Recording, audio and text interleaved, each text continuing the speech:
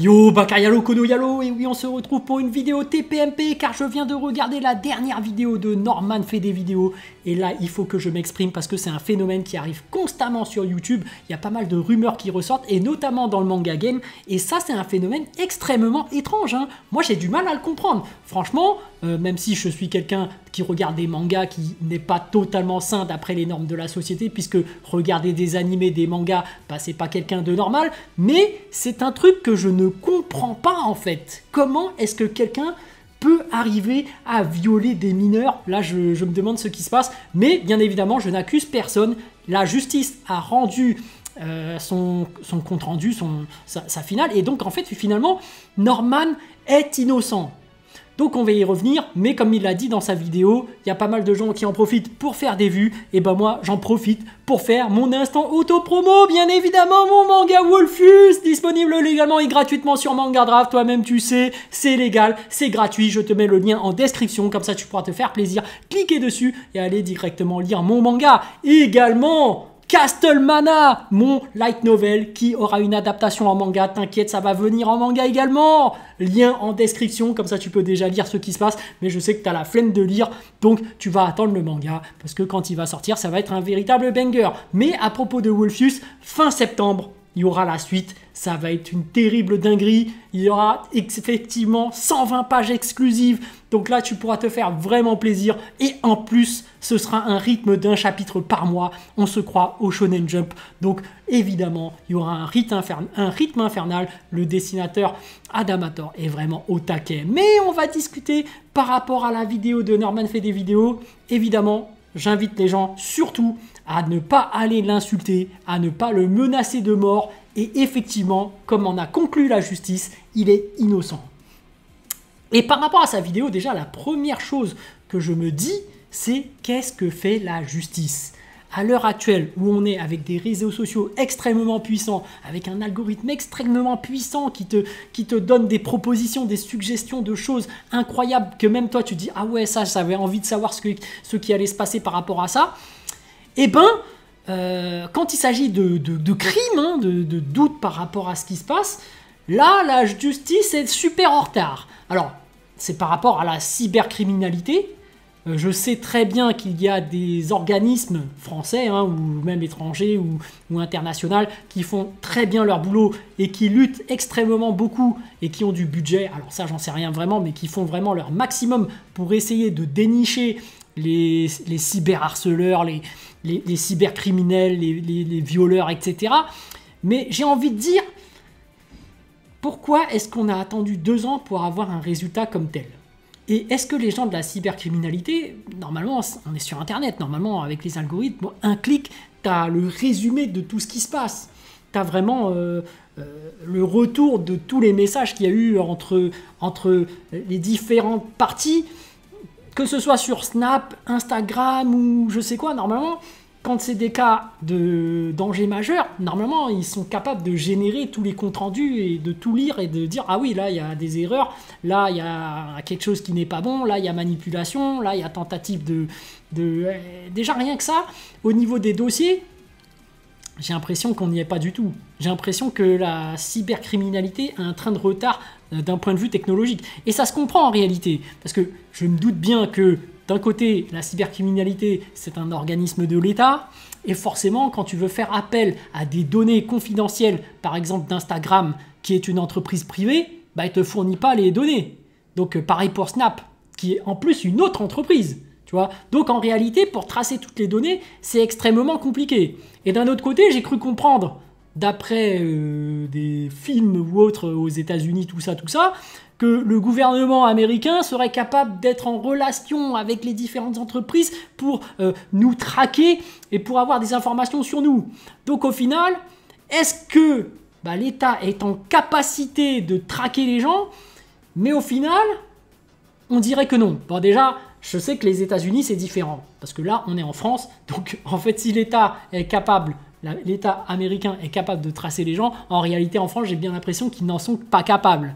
Parce que j'imagine déjà que les grosses entreprises qui ne payent pas leurs impôts pour l'État français, ces gens-là, quand les Français leur font une requête, à mon avis, ils la refusent directement. Surtout qu'il n'y a pas de gain derrière pour eux. Et surtout que eux, pour mettre en place un système, ça doit leur coûter des millions et des millions pour tracer des gens, pour fournir un reporting extrêmement précis de tout ce qui se passe entre deux personnes. Donc, à mon avis, ils n'ont pas que ça à faire. Surtout que les entreprises, attention, privées, sont déjà focalisées sur vraiment comment bien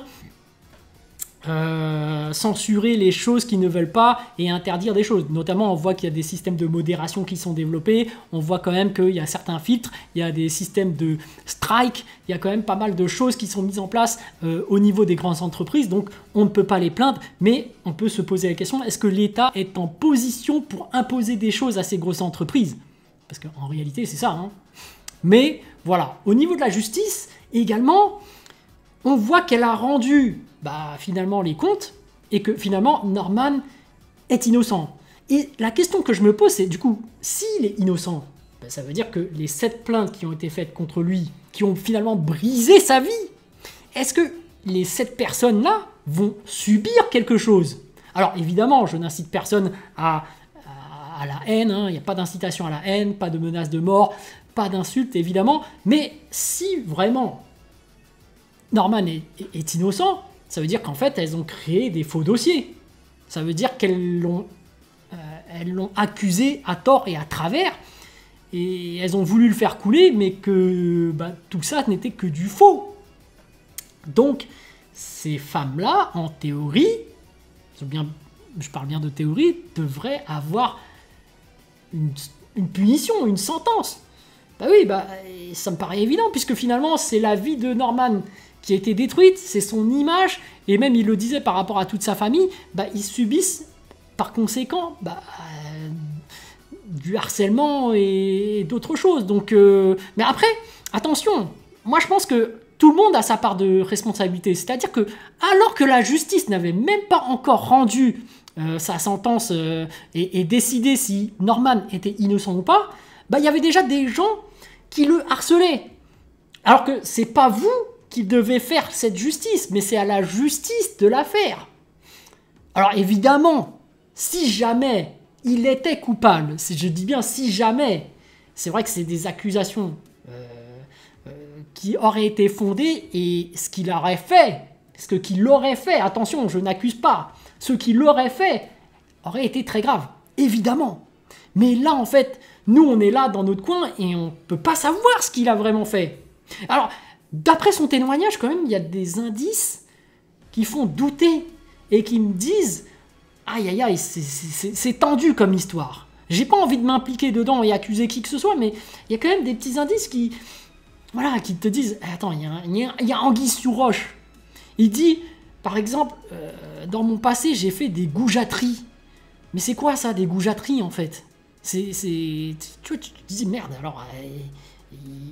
qu'est-ce qui se passe en fait derrière? » Alors, bon, voyez, moi je suis pas dans l'histoire, évidemment, je ne suis pas policier, je ne suis pas à la justice, c'est vraiment à la justice de faire son travail, et je pense vraiment que avec les technologies actuelles, avec les témoignages des différentes personnes, ils ont quand même passé 2 ans à étudier tout leur cas, à scruter, comme ils disent, la vie de Norman de fond en comble. Donc à mon avis, s'ils ont tranché comme tel, moi je fais quand même confiance à la justice, à la véritable justice. Et c'est d'ailleurs pour ça que faut pas dénigrer évidemment l'organisme de France sur la cybercriminalité, mais moi je leur fais confiance quand même. Faut pas non plus dénigrer le système français, mais évidemment il se peut qu'il y a également des failles là-bas. Mais comme je le disais, moi sincèrement je me dis le problème c'est certainement au niveau de la justice française. Les choses ne sont pas bien mises en place. Et même en réalité sur Internet, il y a des gens qui se permettent de faire trop de choses. Des gens qui se permettent anonymement d'agresser d'autres personnes virtuellement. C'est abusé. Bon, par rapport à cette histoire aussi, alors je n'accuse personne comme d'habitude, hein, et surtout pas d'insultes, pas de menaces de mort, j'ai envie de me poser une question extrêmement bizarre. C'est-à-dire que si jamais t'es hyper riche, comme un multimilliardaire, parce que ça arrive souvent, des multimilliardaires, il y a des rumeurs comme quoi ils se mettent à violer des enfants. Je me demande, Comment ça peut t'arriver dans la tête en fait? C'est quoi qui te traverse l'esprit pour aller vers ça?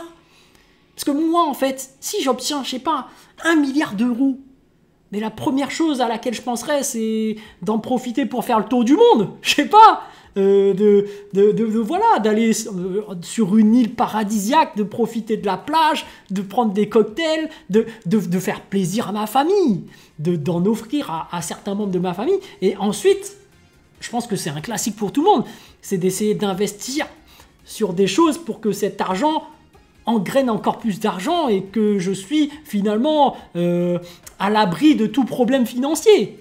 Il faut mettre à l'abri sa famille et soi-même. Et en même temps, tu as assez pour en profiter. Donc tu peux profiter pour voyager, faire le tour du monde et de profiter. Mais eux, j'ai l'impression que... Alors, c'est ça le problème en fait, c'est que je suis pas à leur place. J'ai pas 1 milliard, j'ai pas 10 millions, j'ai même pas 1 million, je suis un pauvre moi en fait. Mais on va dire que quand tu commences à devenir quelqu'un de connu comme Norman, j'imagine que tu dois gagner énormément d'argent. Et c'est à ce moment-là que peut-être que tu ne sais plus quoi faire de ton argent. C'est ça que je me dis. Parce qu'en réalité, moi si j'étais riche évidemment, alors évidemment, lui, j'en sais rien, hein, en réalité il a peut-être plein de projets à côté et qui sait vraiment ce qu'il a à faire. Mais moi en réalité, si je deviens méga riche, je dépenserais, certes au début je pèterais un câble en faisant le tour du monde, en profitant, mais en réalité j'ai des rêves moi. J'aimerais bien créer mon manga. Et en fait pour créer mon manga ensuite, l'étape d'après c'est de créer un animé. Tu vois, pour Wolfus j'aimerais bien qu'il y ait un animé. Pour Castlevania j'aimerais bien qu'il y ait un animé. Et les animés les amis c'est hyper cher. En termes de budget, c'est colossaux. C'est des budgets colossaux qu'on demande. Hein. C'est-à-dire que même si j'étais milliardaire, en fait, ces milliards, il se peut qu'ils partent directement dans l'animé. Parce qu'en réalité, quand tu vois le budget utilisé, par exemple, pour créer l'animation des mangas actuels, ça coûte une blinde. Et parfois même, ça dépasse le milliard. Hein. Donc, en réalité, moi... avec des milliards ça me suffira même pas assez, tu vois. Mais c'est vrai qu'au tout début j'en profiterai un peu et je voyagerai et voilà, petite plage, voilà, petit cocktail et tout, mais voilà, après chacun a son délire hein, avec l'argent. C'est vrai que tu vois, tu peux pas vraiment savoir ce que les gens vont faire avec l'argent et d'un autre côté ça nous arrive pas, il se peut que l'événement d'apprendre que tu as autant d'argent, et ben peut-être que ça te fait exploser un boulon et du coup tu commences à penser n'importe comment. Il y a cette hypothèse aussi, hein, parce que apparemment ceux qui gagnent au loto, eh ben, il y a un centre psychiatrique ou psychologique, je sais plus, pour t'aider à bien gérer ton argent et gérer ensuite comment ça se passe dans ta tête et ton organisation du quotidien, tu vois. Parce qu'il y en a plein, en réalité, ils savent pas du tout gérer, ils ont de l'argent et boum, allez, je fais n'importe quoi. Donc, très compliqué, et ces gens-là, en fait, je les comprends pas. Bah, après, je me dis aussi que, en fait, quand tu es au sommet de la popularité, de la célébrité, etc., est-ce qu'il n'y aurait pas des gens mal intentionnés qui essaieraient de te couler et te créer une sale réputation alors que tu n'as pas fait tout ça? Ça arrive aussi, mine de rien. Parce qu'en réalité, là, moi, il n'y a aucun intérêt à me briser. Mais si jamais je deviens super connu et que je crée un super animé, bah, il y aura forcément des gens mal intentionnés qui vont dire non mais ce type raconte n'importe quoi dans son animé, c'est vraiment dégueulasse, arrête tes conneries et tout. Parce qu'il y a parfois des trucs un peu violents, tu vois, mais ça reste de la fiction. Je voyais des mecs carrément dire ouais, dans Berserk, il y a des viols, c'est n'importe quoi, l'auteur, calmez-vous les amis, c'est une fiction. Calmez-vous, calmez-vous. Mais bref. Par rapport à toute cette histoire, parce que là je dérive, hein, c'est vrai que par rapport à tout ce que je raconte, voilà, j'avais envie de m'exprimer un peu, mais il y a des choses en fait que je ne comprends pas. Et je me dis, en fait, peut-être que quand tu as des milliards dans ton compte, peut-être que après avoir fait trop du monde, après avoir... En fait, moi je suis assez conscient d'une chose, c'est que je ferai juste un tout petit peu et je m'arrêterai. Mais peut-être qu'il y a des gens qui le font et qui se disent, il y a tellement plus d'intérêt à le faire parce que je m'en suis lassé, que tu cherches d'autres trucs pour combler ta vie, pour trouver une nouvelle source d'adrénaline. Et peut-être que c'est ça qui te mènerait vers des trucs complètement fous. Parce qu'on se rappelle aussi de Squid Game, je sais pas si vous voyez là, les multimilliardaires qui s'amusent à créer des événements assez sordides, où il y a plein de gens qui meurent et tout. Et je me dis, eux en fait, c'est qu'ils se font tellement chier dans la vie, parce qu'une fois que tu as obtenu tous ces milliards, tu te dis, bah, je sais plus quoi faire, donc, et j'obtiens tellement tout facilement que ça. Mais Bon, créer un animé, j'ai envie de dire, mais bon, je pense que c'est pas le délire des gens, hein, en fait. Je pense qu'il y a vraiment que moi qui veux créer un manga et qui depuis tout petit, voilà.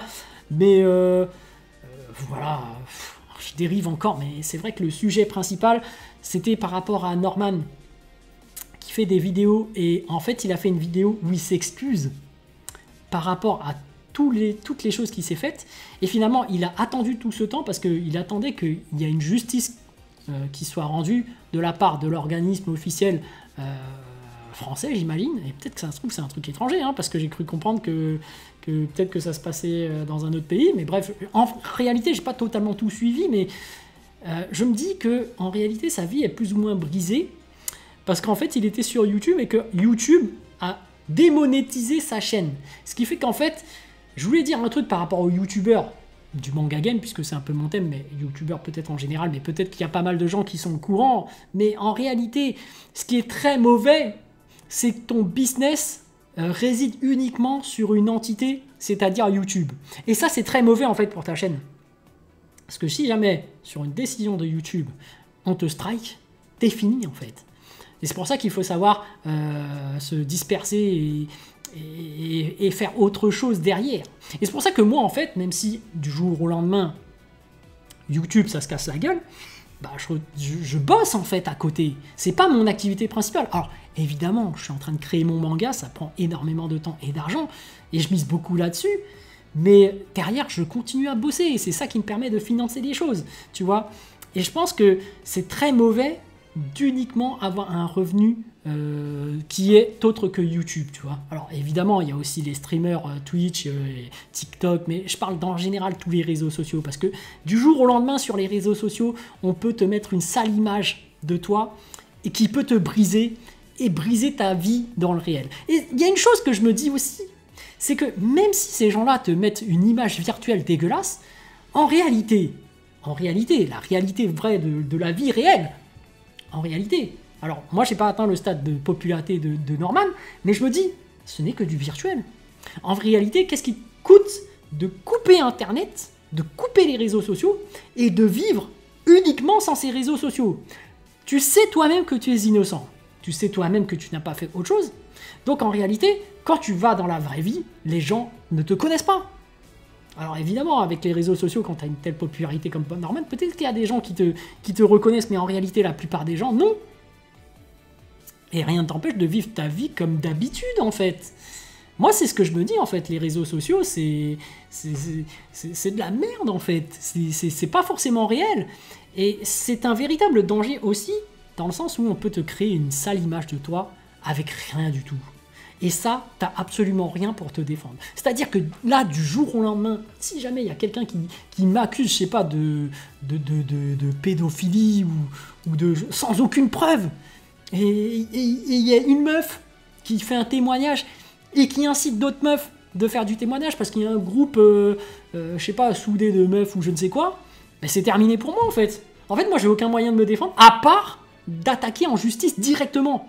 Et c'est ça en fait le problème de pas mal de gens sur YouTube, c'est qu'on est là à parler de passion, à faire des vidéos qu'on adore. Et en fait, on est en mode chill, on se doute pas qu'il y a des gens mal intentionnés qui peuvent te détruire d'un coup comme ça. Donc en réalité, quand il y a de la diffamation, des accusations sans preuve, de choses que tu n'as pas faites et tout, moi je pense que je réagirais maintenant en utilisant directement la justice. C'est-à-dire que je porterais plainte. C'est un truc que je ferais pas d'habitude. Hein. C'est-à-dire que là, s'il y a une meuf qui m'accuse de viol ou autre, alors que j'ai rien fait, évidemment, mais je me dirais, attends, qu'est-ce qui se passe? Est-ce qu'on peut en discuter à l'amiable? Qu'est-ce qui se passe? Pourquoi tu m'accuses? Tu m'as confondu avec un autre asiate, je sais pas. Pourquoi? Qu'est-ce qui se passe? T'aimes pas mon contenu et du coup t'essayes de me faire couler? Je suis ton concurrent ou quoi? Qu'est-ce qui se passe en réalité? Quelles sont tes intentions derrière ton attaque qui n'est pas réelle? Et en fait, derrière, ça, faut faire attention parce que maintenant, moi, j'attaquerai en justice. Je le dis clairement. Je le dis clairement. Maintenant, je chercherai même plus à comprendre également. Je chercherai à essayer de comprendre pourquoi. Mais derrière, je pense que j'attaquerai en justice. Alors, je sais pas, ça dépendra comment ça se passe en réalité, mais en fait, c'est extrêmement tordu. Le monde d'Internet est bizarre. Il est tordu. Il y a plus de vices qu'on ne le pense. Et je pense que pour Norman, c'est compliqué. Parce que au final, la justice a tranché, il est innocent. Mais quelle est la vérité en réalité? Tu vois? Parce que même dans son discours, il y a des trucs louches. Il est en train de s'excuser. Alors que, en réalité, s'il était totalement innocent, je vois pas pourquoi je devrais m'excuser de goujaterie. C'est ça. C'est ça qui est bizarre. Même dans son discours, il y a des trucs qui disent « Attends, mais qu'est-ce qu'il raconte ?» Et tu vois, en plus, c'est un truc assez fort. C'est que le mec est père de famille. Dans ma tête, le mec est père de famille. Qu'est-ce qui te traverse l'esprit pour faire ça alors que t'as ta famille derrière? Donc je me dis, peut-être qu'il a rien fait. Peut-être qu'il est innocent. Et peut-être que la justice a vraiment rendu justice finalement. Mais alors pourquoi est-ce que ces gens-là, qui l'ont accusé, ne finissent pas en tôle? Pourquoi les médias n'en parlent pas? Et franchement, c'est les réseaux sociaux, les amis. C'est ça en fait le problème, je pense, c'est les réseaux sociaux. C'est que non seulement il peut y avoir des gens qui te harcèlent, hein, qui peuvent briser ta vie comme ils l'ont fait avec Norman alors qu'il était innocent. Et finalement, l'image virtuelle, eh ben, c'est compliqué à l'entretenir aussi bien. Sachant que je comprends aussi les grosses entreprises comme YouTube qui se disent « Ah ouais, lui, il est accusé de ça, etc. C'est extrêmement grave. Je ne vais pas prendre de risque. Je coupe ses réseaux. Je coupe sa monétisation. » Je peux comprendre, parce que si tu te mets à la place d'un grand PDG d'une grosse boîte, tu dis « Pourquoi est-ce que je prendrais des risques de le monétiser alors que le mec est suspect ?» et on connaît tous ça. En réalité, s'il y a quelqu'un qui est suspect, par peur, il est même possible qu'on le cancel, tu vois. Ça arrivait déjà dans le manga game. Hein. Moi, je le dis clairement. Je le dis clairement. On va dire un peu le terme sans citer de nom, mais on va dire que dans le Boruto game, il y avait un mec qui était suspect. Il y a pas mal de gens qui me l'avaient remonté. Et du jour au lendemain, je l'ai cancel. Parce que les autres l'ont cancel. Et je me suis dit, putain, mais c'est vrai que dans cette histoire, tu as aussi une sorte d'influence qui fait que effet de groupe. Mais surtout, tu te dis, je vais pas prendre de risques, en fait. Parce que pourquoi est-ce que je prendrais des risques? Pour mon propre business? Pour mon image? Donc voilà, c'est une chose à savoir. C'est une chose à savoir. C'est que, et des fois, dès qu'il y a une rumeur qui tourne, elle tourne pas pour rien généralement. C'est ça que je me dis actuellement pour l'instant. C'est qu'en réalité, s'il y a une rumeur qui tourne, c'est pas forcément innocent. C'est pas pour rien. Et d'un autre côté, si on veut t'accuser et te descendre, et qu'on te fait tourner une rumeur, tu vois, c'est ça aussi le problème. C'est qu'en fait, quelqu'un t'en veut, mais pour autre chose, et ça, c'est dangereux, très dangereux. Donc en fait, dans ce milieu, c'est trop tordu. C'est extrêmement tordu, et tout ce que j'ai à dire, c'est que s'il y a des gens qui veulent se lancer dans les réseaux sociaux, sur YouTube, sur Twitch, il faut avoir un mental d'acier et être prêt à encaisser tout ça. Parce que moi, j'en vois des gens qui sont agressés virtuellement, cyberharcèlement, même sur des petites vannes, hein. Et ces gens-là, ils pètent un câble, ils se disent « Ah, j'en peux plus, ces gens-là m'accusent, ah, c'est la fin du monde, nanani. » Et moi, je me dis « Bon, alors, je subis pas autant qu'eux, évidemment, donc c'est pour ça que moi, je me dis « C'est rien, etc. » Mais je me dis « T'es censé quand même pouvoir encaisser, hein. » Parce que c'est un milieu difficile. Et les réseaux sociaux, moi, je pense vraiment que c'est pas fait pour tout le monde, hein. Parce que c'est vrai, et malheureusement, c'est aussi réel, mais en réalité, les femmes, bah, elles subissent plus que les hommes, en réalité. Les hommes sont cons, je pense, sur Internet. Il y a des gens qui arrivent et direct, ils harcèlent des meufs qui n'ont rien demandé. Donc, tu vois, et ça, c'est un truc aussi qui est bizarre. Les mecs, en réalité, sont chelous. Ils sont capables d'envoyer des dick pics. Tu fais, mais qu'est-ce qui te traverse l'esprit dans ta tête pour envoyer des dick pics? Ça veut dire que tu t'es pris en photo comme ça, tac, et t'as envoyé ça, et que quand t'envoies ça, tu t'imagines que la meuf va se dire « Oh là là, elle est bien grosse, j'accepte de sortir avec toi. » Mais qu'est-ce qui vous tracasse dans la tête, là, à penser ça? Il y a des trucs que je comprends pas. Sur Internet, il y a des gens chelous. Quel est... Mais bref, voilà, c'est un monde de fous, en réalité, dans lequel je suis tombé. Alors que moi, je suis juste un mec qui regarde des mangas Et je vois ça, et même dans le manga game, je sens que ça arrive, c'est déjà présent en fait, ça a toujours été là. C'est juste que moi, des fois, je suis en dehors de tout ça parce que je veux pas y être. Mais évidemment que je veux pas y être, je veux juste parler de ma passion, mais ça me touche parce que en fait, je le sens que ça arrive quand même, tu vois. Donc bon, voilà, petite vidéo pour vous partager un peu ce que je ressens par rapport à tous ces événements assez bizarres, hein. Il y a un malaise dans tout ça. Qu'est-ce qui se passe dans la tête des gens? Je sais pas, qu'est-ce qui se passe? Voilà. Les amis, sur ce, je vous dis donc à plus dans le bus, ou plutôt à plus tard dans le car, ou plutôt à bientôt dans le bateau.